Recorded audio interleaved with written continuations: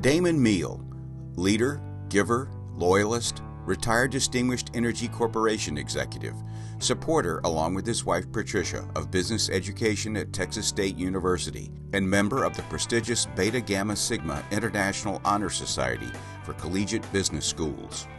Texas State University and the Alumni Association are pleased to recognize Daymon Muehl as a 2010 Distinguished Alumnus. He was born near Seguin, Texas in 1938 to Daniel and Alma Muehl, who made their home close to Muehlsville, a farming and ranching community. His father Daniel was a dryland farmer and raised cattle. Alma, a skillful homemaker, would at times fashion children's clothes from feed and flour sacks for Daymon and his two sisters. Daymon would learn soon enough about the rigors of farm life, a discipline that would come in handy later during his march up the corporate business ladder. But we're getting ahead of ourselves. Sister Beulah May was a little over a year older and set the academic pace for him and younger sister Marilyn at the two-room Leisner School in western Guadalupe County, where the siblings attended grades 1 through 9. The Muehl kids all grew up speaking German and English. At home, thanks to their mother's insistence, German was the first language they learned. Daymon says when he started school, his English pretty much started and ended with yes and no. Daymon's English improved quickly as he applied himself to his studies. He became lead drummer in the school rhythm band and landed leading roles in school plays. When he wasn't attending to his farm chores, baling hay, picking cotton, or feeding livestock, he would spend his time hunting or fishing. But his biggest passion was his dream, baseball, and plans to one day play for the Brooklyn Dodgers. Daymon once again learned the importance of hard work, which he says helped make up for what he may have lacked in natural talent. He played on the diamond 3 years at Seguin High School, making the all-district team his senior year. He also played football, acted in school plays, participated in student government, and was voted most dependable by his classmates. He was named to the National Honor Society and graduated in the top 15% of his class. But before he could make a decision on where he would go to college, Daymon received his draft registration notice, and rather than wait to be drafted, he joined the National Guard, an 8-year commitment. He was assigned to cooking school, from which he graduated at the top of his class, a diploma he's proud to show you if you ask. To help fulfill his military commitment and reduce college expenses, Daymon enrolled at hometown Texas Lutheran University while he shopped for what he calls a full college experience. First, he looked at Texas Tech because of his interest in architecture, but the 6-year commitment and conflict with his Army duties ruled that out. Nearby Texas State seemed to fit the bill in every way, and so it was on to San Marcos. He would major in business administration, play for a year on the baseball team, and find time to join a fraternity, Pi Sigma Chi. He was elected president of his fraternity, elected student senate treasurer, and selected as one of 10 outstanding students in his senior year.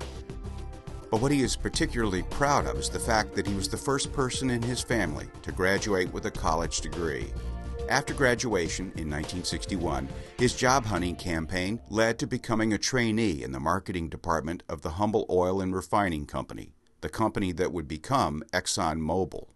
After his training, he was assigned to work in the Abilene area, responsible for supervising 35 service stations.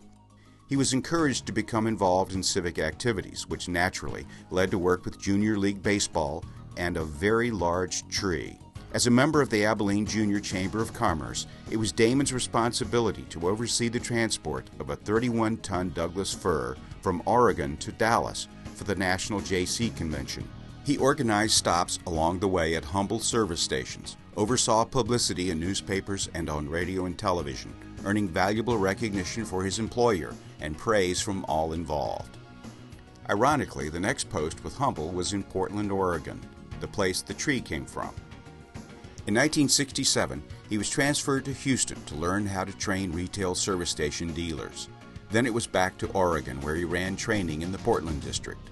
A year later, he was in Seattle, heading up Project Transition, a joint government corporate program to train Vietnam veterans to be service station dealers. Next stop, Los Angeles, where he would stay for 9 years, with a range of responsibilities including being coordinator for regional meetings and conventions. It was in Los Angeles that he met another Exxon team member who first caught his eye and eventually won his heart, his future wife, Patricia. They were married in his hometown Seguin in 1978. That year, Exxon closed its Pacific Region office and transferred them both to its national headquarters in Houston. But not before Daymon managed a singular milestone in his golf-playing career, a hole-in-one at prestigious Los Robles Country Club in Thousand Oaks, California, his first and so far only ace on the links. Once he got to Houston, Daymon moved through an escalating series of marketing and advertising assignments, including his final 12 years as National Gasoline Advertising Coordinator, with responsibility for placing 200 national TV commercials, as well as advertising in print and on radio, with budgets from $10 to $30 million. But the thing he may always be remembered for is overseeing a clever ad that advanced the computer animation technique of morphing by merging for the first time two completely dissimilar moving objects. New Phase 4 gasoline from Exxon. In 1995, Daymon retired from Exxon after 34 years. Patricia retired 2 years later, just a few months after Daymon was diagnosed with stage 4 kidney cancer. But with his wife by his side, he's managed to control the disease like a bad golf swing. It was in fact only a few months after surgery that he was back on the links, playing in his favorite Houston charity golf tournament. In 2007, he was inducted into the Beta Gamma Sigma International Honor Society for collegiate business schools in recognition of his lifetime achievements. To honor Daymon and Patricia for their contributions to the College Endowment Fund at Texas State, the university has named Room 224 at the McCoy College of Business the Daymon and Patricia Muehl Classroom.